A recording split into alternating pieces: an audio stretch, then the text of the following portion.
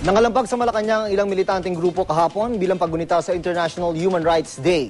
Bahagyang nagkatensyon ng pigilan ng mga otoridad ang mga nagpuprotesta. Balitang hatid ni Victoria Tulad.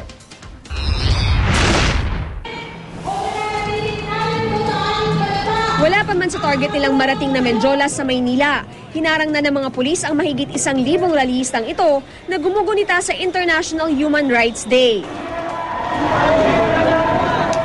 Wala raw permiso ang mga rallyista, kaya't ang negosasyon inabot ng 1 oras. Mga nag-uusap, kinausap natin si Mayor, mag-uusap sila ng mga bossing nyo sa kapulisan.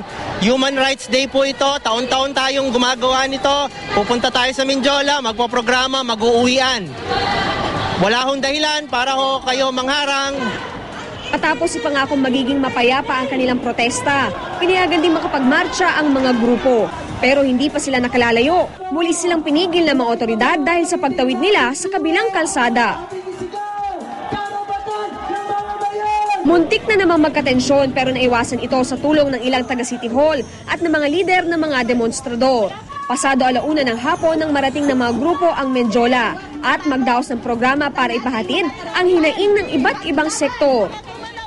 Ang layunin nito ay upang maipabatid sa malawak na mamamayan itong patuloy at lumalawak na karahasan.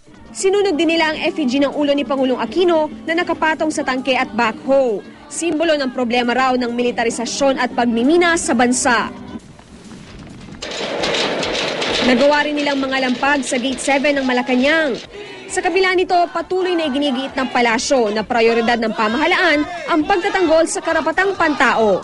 Ating Pangulo ay isang biktima po ng human rights. Ang pamilya ng ating Pangulo ay naging isang biktima rin po ng human rights abuse. Victoria Tulad, GMA News.